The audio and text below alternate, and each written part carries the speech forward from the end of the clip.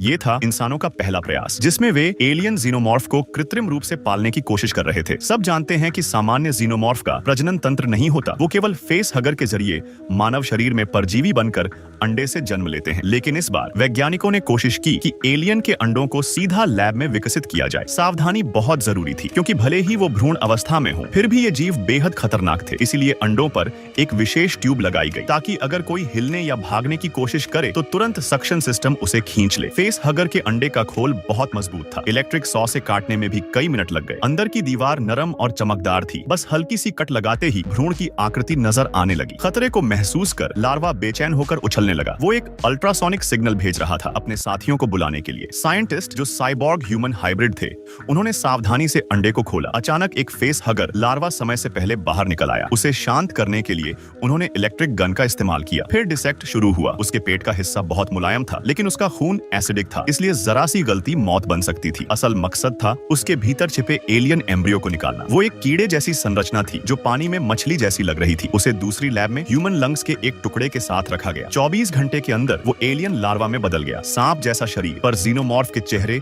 और पंजे जैसी झलक साफ थी। इस आकार का जीव पालतू बनाना आसान था, लेकिन बड़ा हो गया तो काबू में नहीं आता। इस दौरान वेंडी, जो एक सिंथेटिक ह्यूमन थी, ने एलियन की ध्वनि तरंगों की नकल कर उनसे संवाद करना सीख लिया। धीरे धीरे उनके बीच एक अनोखा रिश्ता बन गया। कुछ घंटों में ही वो एलियन हाथ पैर उगाने लगा। उसकी आक्रामकता कई गुना बढ़ गई, लेकिन लैब में लगा स्पेशल रीइंफोर्स्ड ग्लास इतना मजबूत था कि किसी भी हालत में वो भाग नहीं सकता था। वेंडी अब उससे सीधी बातचीत कर सकती थी। हालांकि वो कभी कभी गुस्सा भी दिखाता था, पर वेंडी को भरोसा था अगर धैर्य रखा जाए तो एक दिन उसे पालतू की तरह शांत किया जा सकता है। मगर मुश्किल यह थी कि एलियन की ग्रोथ बहुत तेज थी। कुछ ही घंटों में वो एडल्ट साइज का हो गया। दूसरी तरफ लैब में और भी कई एलियन स्पीशीज थी। एक आई क्रीचर था जो शिकार की आंखें खाकर उसकी बॉडी कंट्रोल करता था। वैज्ञानिकों ने उसे भेड़ के साथ पिंजरे में रखा। कुछ ही सेकंड में वो भेड़ की आंखें खाकर भेड़ के शरीर को खुद कंट्रोल करने लगा। अब वो भेड़ नहीं, एक जीवित लाश थी जो एलियन दिमाग से चल रही थी। खुराक के लिए लैनी, एक और सिंथेटिक बीइंग, सभी जीवों को खाना खिलाता था। आई क्रीचर को बस घास से पेट भरना था क्योंकि उसका होस्ट यानी भेड़ वही खाती थी। लेकिन जीनोमॉर्फ को खिलाना सबसे खतरनाक काम था, इसीलिए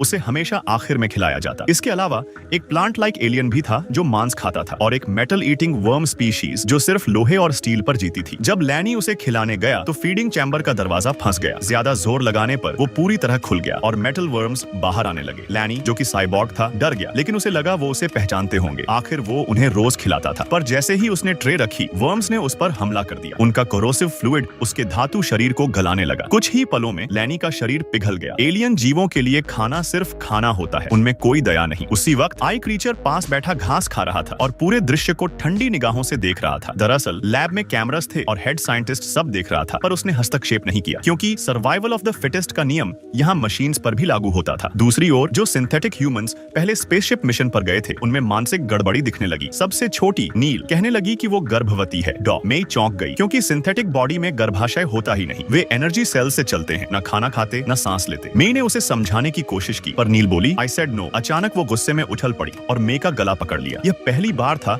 जब किसी सिंथेटिक ने मानव पर हमला किया था। मे ने खुद को शांत रखा, धीरे से अलार्म बटन दबाया और गार्ड्स तुरंत पहुंच गए। नील ने कोई पछतावा नहीं दिखाया, बस बोली, go to your room, tell your superior we have a level 3 event. लेकिन नील अकेली नहीं थी। एक और सिंथेटिक के गले में टंगू कंपनी ने ट्रैकिंग चिप लगा रखा था। उन्होंने उसकी माँ की जान की धमकी देकर उसे मजबूर किया कि वो लैब से एक एलियन एग चुरा लाए। एकी ने पहले इनकार किया, लेकिन जब उसने देखा कि वेंडी अपने भाई मिच के साथ है तो उसके अंदर ईर्ष्या और गुस्सा भर गया। क्यों उसे अपने परिवार के साथ रहने की इजाजत है और हमें नहीं? आखिरकार एक ने यह खतरनाक मिशन स्वीकार कर लिया और यहीं से एलियन प्रयोगों की असली तबाही शुरू हुई। आय उस जगह पहुंचा जहां सिग्नल गायब हुआ था, लेकिन वहां उसकी मुलाकात आयके से हो गई। टैंगो कंपनी ने उसके परिवार को धमकी दी थी कि अगर वह प्रयोगशाला से एक एलियन नहीं चुराएगा तो उसकी मां को मार दिया जाएगा। वो असल में मिट को ढूंढने आया था, लेकिन मिट उस वक्त गश्त पर निकला हुआ था और आयके को नजरअंदाज कर गया। अब आयके को लैब का दरवाजा खोलने का तरीका चाहिए था, तभी आर्थर खुद वहां आ गया। एलियन को बाहर ले जाने के लिए उसे एक इंसानी शरीर चाहिए था ताकि फेस हगर उसमें घुस सके, लेकिन आर्थर को इसका अंदाजा नहीं था। वो तो सच में उन्हें अपना परिवार मानता था, इसलिए उसने कोई शक नहीं किया। जब उसने लन्नी की लाश बाहर निकालने के लिए दरवाजा खोला, एके ने पास वाले इंक्यूबेटर का लॉक खोल दिया। आर्थर भारी सिंथेटिक शरीर को खींचने में जुटा था। उसे उम्मीद थी कि एके मदद करेगा, लेकिन तभी उसने एक खुला हुआ एलियन अंडा देखा। दिल में एकदम से डर दौड़ गया। पीछे से आवाज आई और वो भागने लगा, पर दरवाजा पहले ही आइके ने बंद कर दिया था। आइके अपने परिवार को बचाना चाहता था, भले ही इसके लिए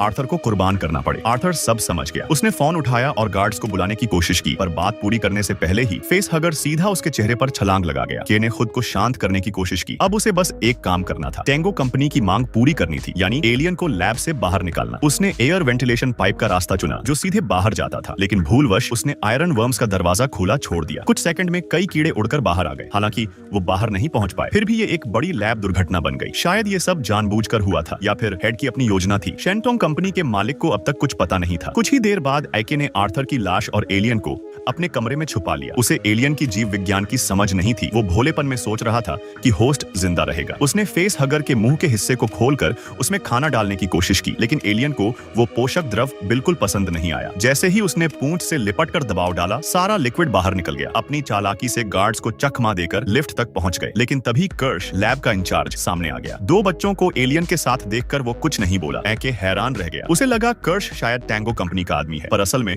वो पहले से सब जानता था। दोनों बच्चे एलियन लेकर समंदर की तरफ बढ़े, जबकि शेंटोंग कंपनी ने एक लेवल अलर्ट जारी कर दिया था। गार्ड्स पास आ रहे थे तो दोनों बच्चे घास में छिप गए, लेकिन जब उन्होंने फिर देखा, आर्थर की लाश गायब थी। वो डर गए, शायद कोई और जीव उसे घसीट कर ले गया था। इतने में घास हिली और एलियन का फेस हगर मरा हुआ निकला, क्योंकि उसका काम पूरा हो चुका था। आर्थर जमीन पर पड़ा था। पहले तो सबको लगा वो जिंदा नहीं, पर अचानक वो उठ बैठा। उसे कुछ याद नहीं था। ना तो उसे याद था कि वो यहाँ क्यों है, ना ही ये कि उसे फेस हगर ने हमला किया था। एके ने जल्दी से झूठ गढ़ा, कहा कि लैब में हंगामा हुआ है, सारे नॉन कम्बैट लोग समुद्र किनारे इकट्ठा हो रहे हैं। आर्थर ने उस पर भरोसा कर लिया, लेकिन जैसे ही वो समुद्र किनारे पहुंचे, आर्थर को कुछ याद आने लगा। शाओहेई ने उसका हाथ थाम लिया, लेकिन तभी आर्थर का सीना फटने लगा। भीतर कुछ हिल रहा था। वो जमीन पर गिर पड़ा और अगले ही पल एलियन का बच्चा बाहर निकल आया। सब डर गए। एके घबरा गया, क्योंकि यही वो एलियन था जिसे टैंगो कंपनी मांग रही थी, और अब वो भाग गया था। घबराहट में उसने शाओहेई को साथ लेकर लाश खींची और समुद्र किनारे पहुंचा। उसी वक्त टैंगो कंपनी का स्पेशल स्क्वाड द्वीप पर आ चुका था, क्योंकि शेंटोंग ने समझौते से इनकार कर दिया था। उन्होंने अब छापा मारने का फैसला किया। एके सिर्फ लाश लेकर पहुंचा, जिससे मोरो निराश हो गया। असल में मोरो की योजना ही ये थी कि एके हंगामा करे ताकि टीम अंदर घुस सके। बच्चों के नकली आईडी से